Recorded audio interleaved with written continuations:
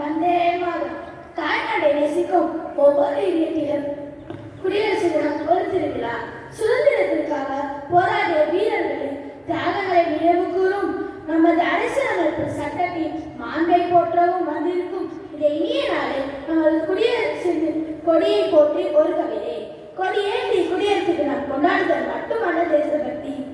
சாதி கொடுமையை செய்ய நினைக்காத கொள்கையுடன் வாழ்வதே தேசபக்தி. பாரத மாடா பணித்திரை விட்டு பணிவது மட்டுமல்ல தேசபக்தி. உயர் பட்டம் பெற்று பல நாட்டில் வசியாமல் நம் பாரத மக்களுக்கு பணியாற்றுவது தேசபக்தி.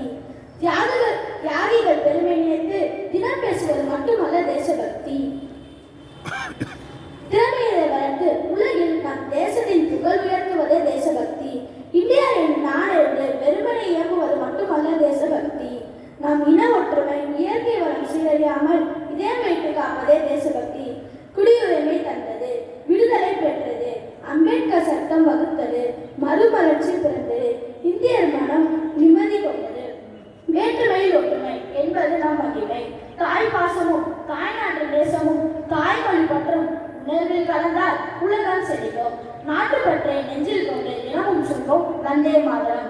பாரத தாயை நேசிப்போம், சுதந்திர நாட்டை சுவாசிப்போம், தியாகிகள் வரலாற்றை வாசிப்போம். அனைவருக்கும் இனிய குடியரசு தின நல்வாழ்த்துக்கள். ஜெய் ஹிந்த். நன்றி.